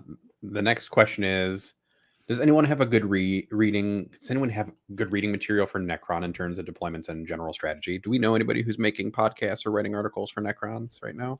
So, if you want to know about Necrons and how they play really well, you should tune into X and One in 2 days' time when we have the Overlord Scary on X and One to discuss his recent exploits with Necrons. He did also do a tournament report on his own YouTube channel if you want to see it. He did, and he talked through a little bit about it. Check out his Monday report. I'm sure he talked about it a little bit more there. I unfortunately have not had the chance to catch up on that. But right now he's having so much fun with that army. So I think that he would be an amazing resource to tap into when he has the time. Yeah. So yeah, watch X and 1. You And I'm can sure see. Liam Hackett will have the rounds on podcast after WTC because he's playing them there. Definitely. Sure, he'll Yeah, lose so like 5 points across the whole event Once again. he wins the singles with Ghost Arcs again. Because he's playing 4 Ghost Arcs in the singles again. Of course he is. Why not? John asks, do you think there will be true list innovation post WTC into teams and singles, or is it just jank localized metas have to pivot into? Oh no, you're going to see so much of this stuff. Like, people are just going to be like, oh, this worked well at WTC. Let's try and see if it works in singles, and then it will, because the people who play WTC are quite good at Warhammer, and then the list will work. I'm fully expecting to see at least some Dark Angels pop up after the event, and I'm looking forward to seeing that, because those lists are cool. Like, we're playing it, Germany's playing it, Poland's playing it. So I look forward to seeing if that pops up anywhere. But even things like Tau lists, they're like, again, we have a Tau list. Poland has a Tau list. Calgary did it pretty well with Tau at the Northeast Open last weekend. I could definitely see it showing up in decent numbers as people figure out that once a list is figured out, the people just latch onto it and give it a shot and then iterate from there. Yeah. The next question is, what do you think about ATC's terrain? ATC? Yeah, ATC, and if you think it's worthwhile to purchase it. There's like a tiny little really look at it. thumbnail. I don't really like ATC's terrain, but at the same time, that's also heavily clouded by ATC's terrible judge calls this weekend, which I guess is in keeping with their tradition of terrible judge calls every year. No, that doesn't sound right. I love it. Yeah, Nassim liked the terrain. There must have been something wrong. Yeah, it's definitely not a chance that was any good. I'm sure the terrain itself is nice, but I don't know how like the layout works. I think it was GW terrain. Yeah, no, it's GW terrain. Yeah, okay. In that case, it might not be that bad because I actually really like the 10th ed layouts for GW. As long as you put roofs on the buildings. Yeah, as long as you actually use it the way that GW intended to use, which was with roofs on top of your ground floors. Donatas asks, what are some bad matchups for Thousand Suns and for Knights? I assume Imperial Knights, since usually people write Chaos Knights if they ask about Knights. Yeah, Okay, I mean, so we have that every army that's good. So like anything in the top 10 is a bad matchup for Knights because Knights aren't actually a good army. Yeah. So if we look at this real quick, because it's we have this information, Knights have a 26% win rate into Eldari, and Knights have a 42% win rate into Genestealer cults. That's because most of the cults are bad, guys. That wouldn't pretty much everything else in the game they have a positive win rate into. Yeah, but what does that look like if it's just veterans versus veterans? I mean, it gets real sketch real fast. Let's just do experience and veteran. Yeah, experience works. Yeah. I forget we split that tier out. Pull it out. Pull that out. All right, there we go. That's been fixed. If I look at Imperial Knights, they have a losing record into Eldari. They have a losing record into GSC, and they come close to breaking even with Necrons, but they technically lost one more game than they won against Necrons. So there you go. And then once you correct for terrain, like everything that they're about 50% win rate against you, they drop down to about 20%. Not really, actually. They should. If people were good at Warhammer, they would. No, I don't think Knights are a very good army. Unfortunately, they struggle from all the same problems they always have. They are just better when terrain is bad now, significantly better. In this, don't you keep losing to Imperial Knights? Yep, 100%. Both things can be true. There is significantly less information, but they hate playing Custodes, they hate playing Eldari, and they hate playing Genestealer cults. Who doesn't? That makes sense. Custodes especially make them very sad because you cannot kill them fast enough, and the 4-up feel no pain against mortal wounds is real painful when you love your dev wounds. Well, you take sustained hits in that matchup. Okay, who do you think will perform the worst from Seed 1 teams this year with context of last year's expectations? Well, Canada don't have any expectations from last year, so like we can discount them. Sweden? Yeah, Sweden, England, Netherlands. I don't know. I think Sweden. I like the Dutch's lists. I'm not a big fan of what Sweden put together. I'm very sorry, Jonathan. It's almost like Sweden. It's almost like Netherlands tested with us in Poland.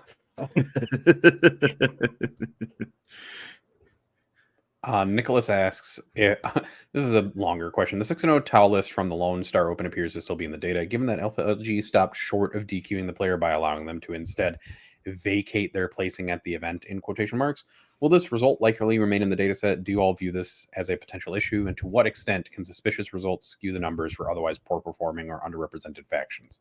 So there's like two different, very different There's a answers to this ton of question, burden right? proof for suspicious is the biggest problem.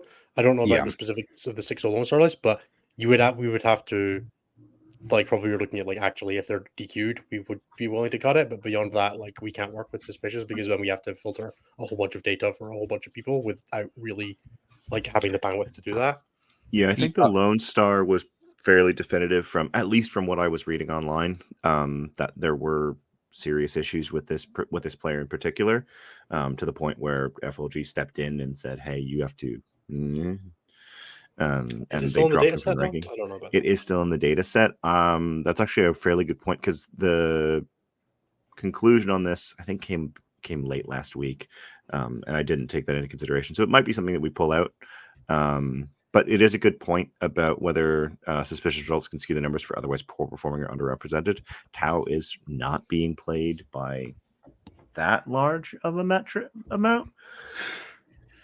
I think one of the things to consider is that if it's just like a few players later in the meta, it's usually a pretty small number of wins versus losses compared to the larger pool of data. But currently, like only a few weeks in, that data can mess it up like a tiny bit. But I don't know where Yeah. we're So at. for It'll example, right it'll now reduce Tau impact over time, have but right now Tau have 180 wins and 290 losses and 16 draws. So that 6-0 result represents, I can do math at the top of my head, I was something like 3% of their wins. So it would drop their win rate by 1 to 2%. which Yeah. is significant, but it's not changing the bandwidth. No, they're still a pretty bad faction right now. I do think there's a longer conversation to have about where players are DQ'd and red carded and have their wins vacated. If we remove them from the data set, and like I don't mind that we see a lot of like evidence on Reddit because let's be honest, and like Reddit is not necessarily the best place to go for evidence of things, but Correct. FLG actually DQing that player post event is definitely something that we could do to like help with vacating results. Yeah, and Neil Kerr from the WC makes a really good point here, in that the player in question has a long track record for this kind of behavior. I'm not saying that that's always going to be an indication of foul play, because some players do actually reform and do better. Yeah. I know a couple of those players myself who have done that. But yeah, it is difficult. I'm going to give it some thought over the next little while, because I'm going to have a break from stats while WTC is going on. And maybe that result ends up getting pulled from the set. But like I said, it's a very small part of it. If it was like a Votan player that had gone 6-0, then, and there had been, the same kind of thing, I'd probably have to pull it right away, because it would really skew the results. To answer Kelly I'll pull it from Housing, the meta report data, though. you definitely could use the stats to help rank the best cheaters. Yes, you probably Don't could. even put that suggestion into the world. We ain't doing that. But we're not doing it because that's also terrible. I am not as much as I joke about it, I am not the judge, jury, and executioner for competitive Warhammer. And I think we've Just my come own pretty. I think we've also come pretty good on like the fact that we're not here to enforce things. That's not our job as like But stats and numbers just people. $5 a month on patreon.com/statcheck. We can eventually afford. We can eventually afford to help create a system that maybe actually. Oh, I was just gonna buy Jeremy an axe, but like. Oh, that also works. Innes, you've been coaching for a bit now. What are some bad habits or learned behaviors that you've seen that you think players should know about to watch out for when they play? And he says don't publicly shame anybody, but you can publicly shame me if you want. I'm not going to. You're not really a coaching client, Nathan. I know. I'm glad he specifically said that, because I was definitely just about to immediately start putting all my clients on blast, because that's exactly what I would do in this situation. For me, the biggest one is people just don't. I don't know. I harp a lot about win conditions in 40K and what you have to do to win this game, but that's kind of more of a like there's a nuanced thing in there where like you have to understand what your list is doing, what your opponent's list is doing, and how those interact, which is a thing that you have to learn and a skill you have to develop. And that's definitely something that people need to work on in general, but it's not like an obvious thing. I think the most obvious thing is people don't just like actually look at the score sheet and think, am I winning this game right now? Do I need to take more risks? And then they'd be like, well, I'm losing the game. That means I need to be careful. And then they'll be careful and not take any risks and then continue losing the game because they've not done anything to change the fact that they're losing. And then they lose the game and they're like, damn, I didn't have any chances to do that. Well, you didn't try anything. And that's the biggest thing is people get into situations where either because they have made bad choices or their opponents made good choices or dice have gone bad or because there's an army mismatch, they will look at it and they'll be like, well, what that means is I should wait for an opportunity instead of making opportunities. And the biggest thing you can do to improve as a player in the short term is start looking for calculated risks. Go for the 9-inch charge. Go for the reroll on the 5-up save to like keep a unit alive that shouldn't be. Things like that. Just start looking for small risks and just up your tolerance for taking that situation when you're behind instead of waiting for the perfect moment that might never happen. Also, I want to thank Egir Oli for the ISK 750 donation for Jeremy's Axe Fund, just as an aside. I had to look up how much that actually is because I couldn't remember the It's conversion. about $5, right? Yeah, it's about that. $5 or $6, something like that. Still very much appreciated. We can definitely get a Jeremy and Axe for a $5. I think that's pretty reasonable. That's true. Luke asks, biggest surprise army choice from WTC? I mean, UM1 have AdMech, dude. Like, whatever else Grey Knights are, they're not AdMech. No, Cyprus have sisters. Oh. Can we go with lack of? Australia don't have Space Marines. They also don't have Custodes. They don't have Space Marines or Custodians, and that is wild to me. Yeah. Like, I'm looking right now at this faction breakdown, and like it is just this solid block of Eldari, GSC, Space Marines, and Custodes for all of the top finishing armies over the last year, with the exception of Australia saying, no, we don't need Space Marines or Custodes. And Austria decided not to take Custodes.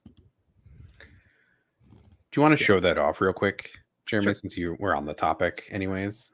Yeah, so this has already been posted, or variants of this has been posted to the... Oh, I could just hear a Chrome tab. Sweet. Yep, you can. You don't have to risk showing us any more of your background stuff. Well, it's more just I've got like 15 tabs open on this window. So I put this together earlier today because we were having a discussion, and I realized that I hadn't seen anyone that had actually done a faction breakdown of everything. So this is sorted by number of teams that took it and then their rank last year. So as you can see, every single team at the WTC took Eldari. All but 2 took GSC, all but 2 took Space Marines, and then all but 4 took Custodes. And the notable one for Custodes is Australia and Austria. And then you're down in South Africa, and UN Team 1 for the other 2 Custodes players. Other notable exclusions: England and USA are the only teams from the top pool that don't have Necrons. Yep. USA are the only team in the top pool that doesn't have Thousand Suns. And then Imperial Poland Knights doesn't have Thousand Suns. Sorry, Poland all. Poland do have Thousand Suns. Puma's playing them. Then what did I miss? What did I misclick? Do they have Necrons? No, they don't have demons. That must be on a typo. Boop, boop. Yeah, Puma's playing Thousand Suns. So yeah, and then Imperial Knights are significantly less represented in Pool 1 than they are anywhere else. So that does make it notable that Sweden, Netherlands, and Australia have them. Yes. And most interestingly are there were actually quite a few more countries than I was expecting that took both knights. Yeah, I feel like if you're going to take one, you should probably take both. So that was our logic for a little while when we were going through as Canada for teams, and we tried Chaos Knight so many times we couldn't find a build that would work that didn't just get completely gutted. Whereas CK, we found that, I mean, Imperial Knights, we found that we could actually make you work for a little while, and then we stopped. I gotta say, my favorite looking at these is the straight shot down that Romania and Czechia both just straight have the 8 most popular factions, as does Belgium. Yeah, and Luxembourg's pretty close themselves. Yeah, where they just had the Tyranid off meta pick. Yep. So there's 4 teams that just straight shot have identical rosters with Belgium, Denmark, Romania, and Czechia. Yep, it's pretty impressive. I mean, when I post this, someone made a good comment about like it's very The meta is very top heavy. Yeah, the I meta would actually be really very top. interested in looking at this and comparing it to the last WTC of 9th Ed and the last one of 8th Ed, which I might put together over the next week or so, just to have a look at how varied the metas were in I think comparison to I each have other. the 8th ed one, the ninth ed one. I mean, like in this exact same format. Yeah, no, but yeah, that Like would be very placing interesting. it with the previous year's placing as well, rather than just with the Yeah, for like sure. not with that year's placing, but with like perception going into the event. No, I like that. Yeah, Sashik, I made another mistake. Shameful. All right. No, I do think the one thing that surprised me was the incidence of Chaos Space Marines. I was not impressed with that faction in playtesting. Yeah, whereas half the teams have taken them. Yeah, but if you look, it's literally 50-50 across basically every spread. Like there's no like four of the nine top pool don't have them. It's vaguely the same for pool 2, vaguely the same for pool 3, vaguely the same Yeah. for pool 4. It's not like the top half all took them and the bottom half didn't, or the bottom half all took them and the top half. Yeah, exactly. Whereas for knights, it's definitely a little more that. It's like two-thirds of them in the bottom third, or in the bottom half, and a third of them in the top 3 of the third. top 9. Yeah. Yeah, but even if you go down to like 18, which is exactly halfway, it's only 7 out of 18 for Imperial Knights. Yeah. Yeah, so across pool 1 and 2, they're like, like 40% less represented. Yeah. No, it's definitely interesting. So there's a lot of cool stuff to look at here, and I think it's going to be a big impact on perception across the meta afterwards. Is how lists look coming out of this, like how some teams will use. Like obviously, we'll see some teams will use the Knight player differently to others. So there's never a straight comparison. Like Australia's Knight player and Netherlands' Knight player are going to be used very differently, I'm sure, given that one is Matt Morsoli. But yeah, and then of course the fun one was the Marines. Majority of them were Death Watch, and then you have those 5 geniuses who took Dark Angels. Look, all right. I'm not saying that Dark Angels is just better than Death Watch, but I'm not saying Death Watch are good. We'll see what comes out in the event. Now, what I will say is the heroes that took Black Templars, we are playing against them in pods with Olivia Weiss, and yeah, it's gonna be great. Right. The next part of that one part of that 2-part question was, which WC team should be on upset alert? England. Which pod pairing is most interesting for either past history or matchups? 7. We're gonna take down France. Yeah, I think that'll probably be the most interesting because that could be the most likely upset. Okay. Ian asks, what's your favorite best animal? Favorite best animal? Cobra chickens. I like cats. The noble haggis. But yes, cats are amazing. Paul asks a visual question that I can't answer here. Which WC group looks to be the group of death in terms of how much of a shark tank it looks to be? I think, again, pool 7. I think Iceland and us are both comparable strength, and I think we could take France. So, that definitely gives us the group where I think the most anyone could win. The Spain-England group looks pretty good as well. Spain have started been pretty strong, and I think they finished like 10th last year, so they were like right on the cusp of pool 1.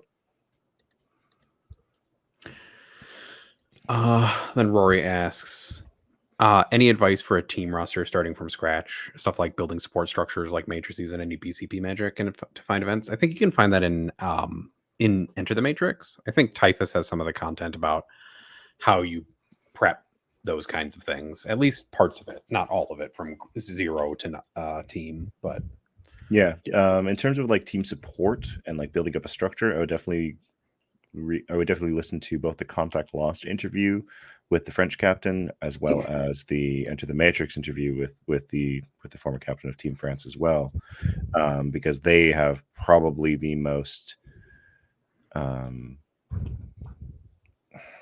extensive support system when it comes to setting up teams. Yeah, France is the closest country to having like an esports setup, like a fully fledged esports setup for their 40K stuff. It's quite impressive. Go listen to. I mean, they have like a nearly 20,000 euro budget for their team and stuff like that. It's pretty. France is like the model that every country should take for at least like supporting their team, essentially, because France has like a very impressive organization behind it. Agreed. But yeah, I'd start with the Enter the Matrix stuff. in terms of like BCB Magic to find events, BCB has the capacity to search locally, so you can do like an area search around you. But the easiest way to find out about like team events and getting on teams and building up teams is to just network within your 40K community. So even just participating in local singles events can help you build out that team. And if you're on one of the 4 new countries or like the top 10 from last year, the contact loss stat check interviews for Creme de la Creme has a question session for those team captains on how to get involved with those team scenes.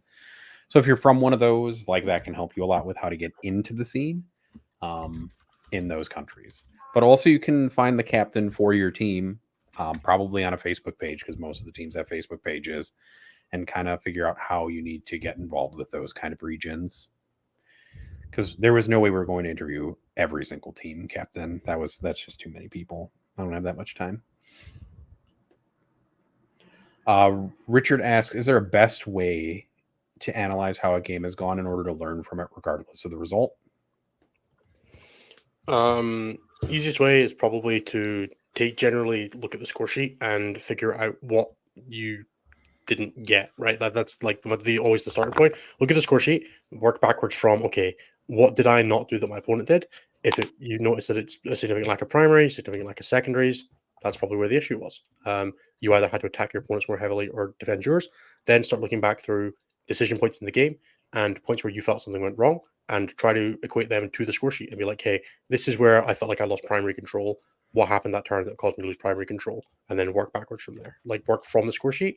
Like, think, what was my expected outcome from this game? What deferred from that?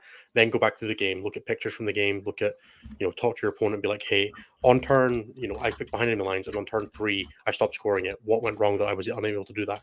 And it might be that you played your chaff too aggressively, or you didn't provide enough pressure that your opponent could afford to go backwards to do with the units you'd already put there. Things like that. But almost always work back from the score sheets.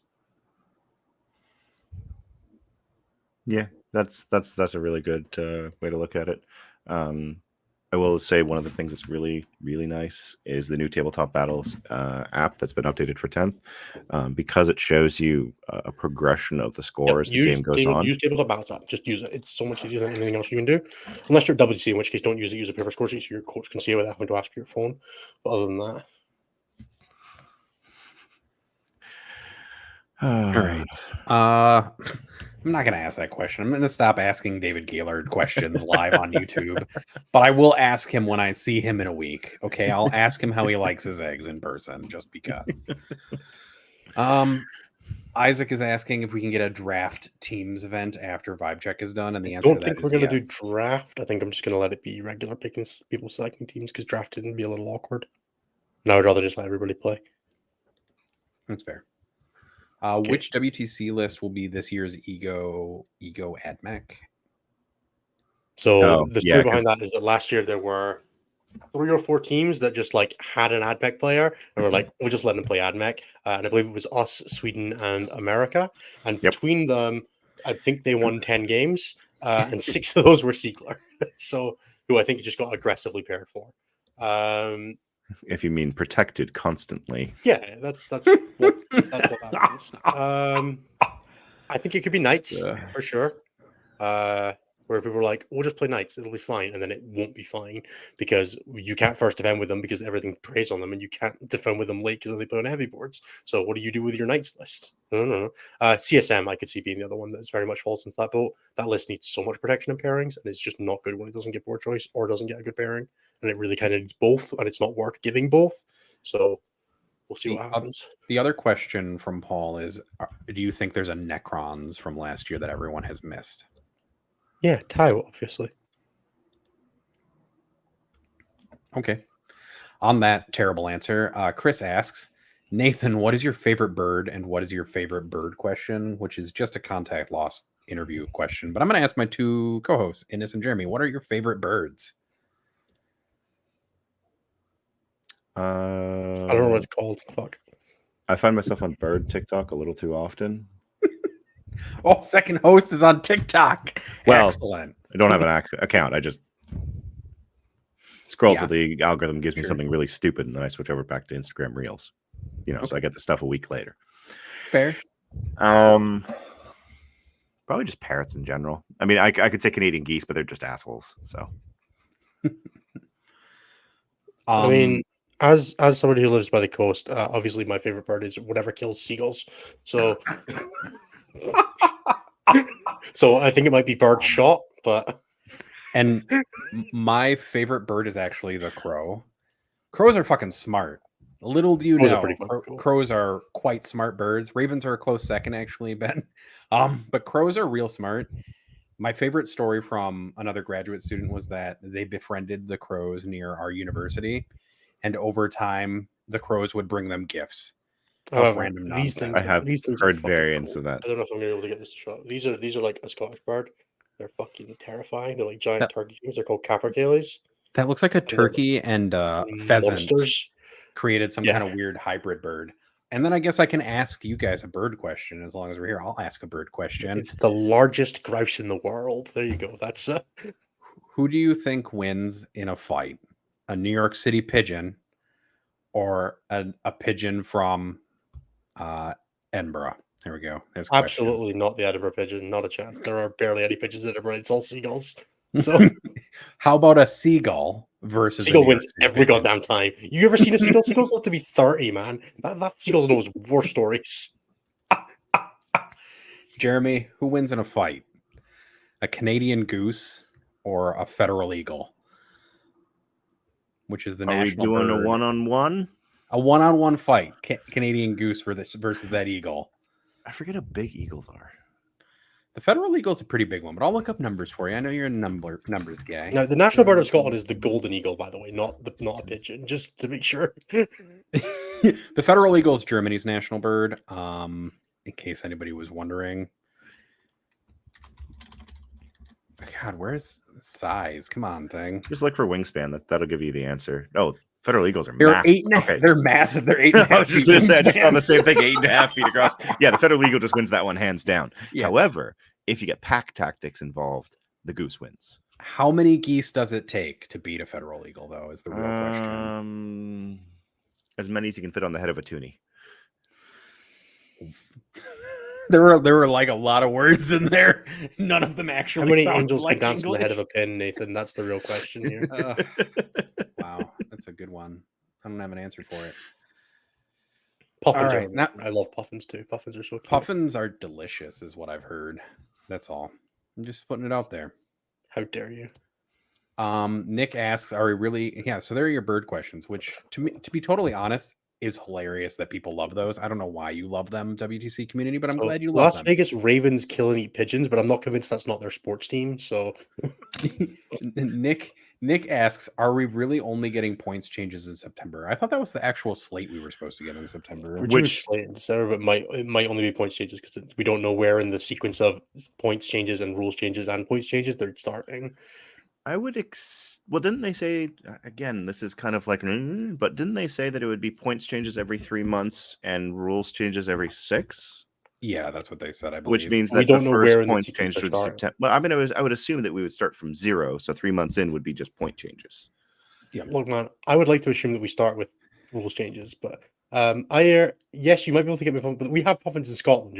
It's not like not unique to Iceland. Puffins only exist in Iceland, and actually, a lot of people people eat puffins. Sorry, buddy. It's a delicacy. Yeah, some cassowaries are our nature's most terrifying bird, though. I will say, whoever demonic Teddy, you are correct. The cassowary is nature's most terrifying bird.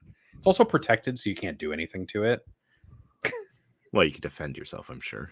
I don't know if you can even defend yourself. I think you have to run away. You have to let it You have to run. You have to allow it to kill you. It's like Cornered by a pairing cassowary. It's like pairing Eldar. You just got to let it beat on you for 40 minutes.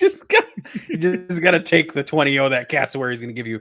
Which, honestly, even if you fought back, I think that cassowary is going to 20-0 you, bud. 20 Those 20 things are broken dangerous. limbs. And then Eric asks, what non-40K related thing are you looking forward to about WTC? There is no such thing as a non-40K related thing at WTC, pal. Like, I am even the looking drinking is forward 40K to related. I'm looking forward to meeting everybody. I'm really looking forward to meeting the Contact Lost crew in person because we've been working on these interviews for so long, and now I just kind of want to meet them in person. Obviously, seeing everybody is the magic, right? Like, we're not going for the game, so Also, Innes, I don't know if you know, but cassowaries are almost 6 feet tall. that is fucking terrifying. They're basically velociraptors. I could not as imagine Nick fighting was against a mentioning. large bird the size of me. I do not want to do that. Yeah, they're probably the closest thing to velociraptors that you can find. Yeah, I'm just looking forward to seeing everyone. WTC last year was a blast. The game had a pretty good spot actually with Nephilim. It really wasn't, but that's fine. We can look at it through rose-tinted glasses if you want. I mean, we've got heavily tinted glasses right now. Let's put it that way. just remember pairing 18 crisis suits, Jeremy. You remember that? You remember having fun?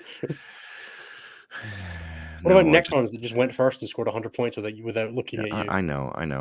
And Tyranids still existed too. Yeah. What about Tyranids? What about the sisters meta that we were living in as well? All Where, like, pale in comparison to what we're playing in right now. I don't think it does. I think it was just as bad, and we were all just pretending. I don't think it was this bad. It was. It was not fun last year either. Chris asks Yumi round 4 again to Jeremy. Sure. Have you The seen my joke moment list? of when Jeremy realized he was becoming a bad person. I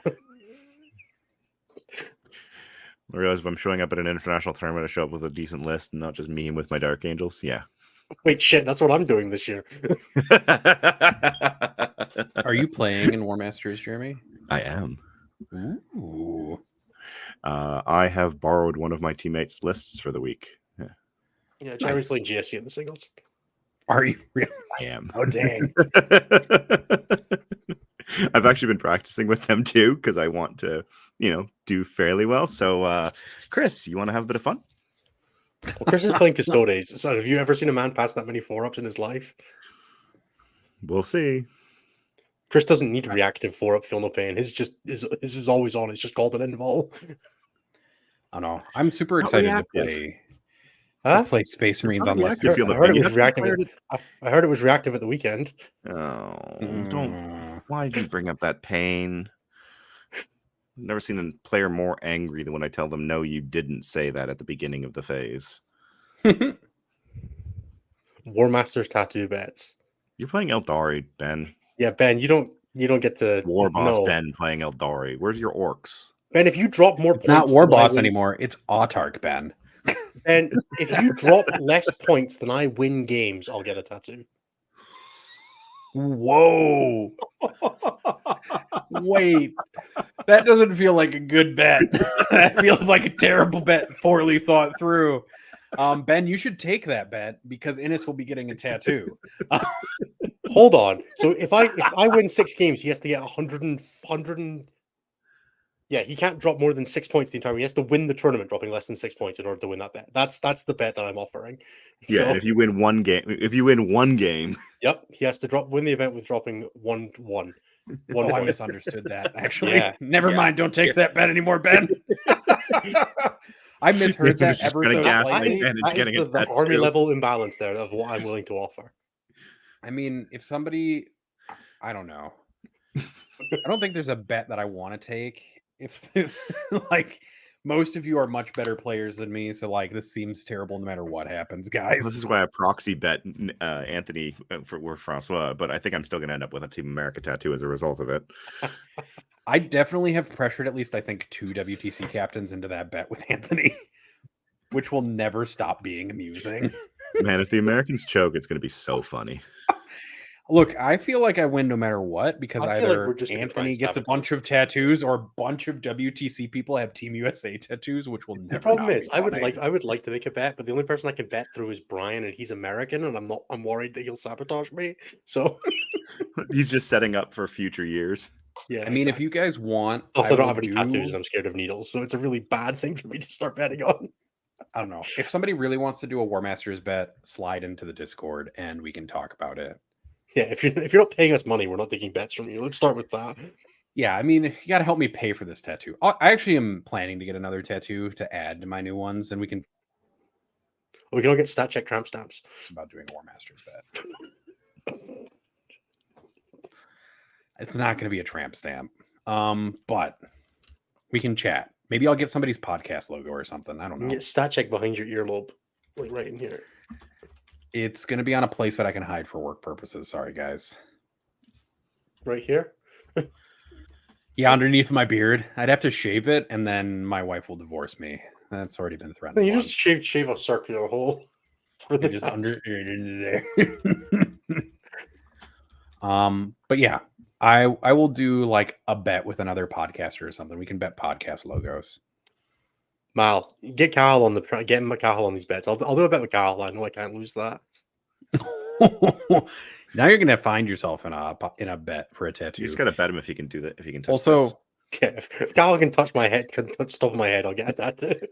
also, Innes, as somebody who is also scared of needles and now has tattoos, it's not so bad. It'll be fine. Yeah, I know, but the build up is worse than the. You just need somebody to hold your hand while you're doing it. That's fine. Just get Brian to sit with you.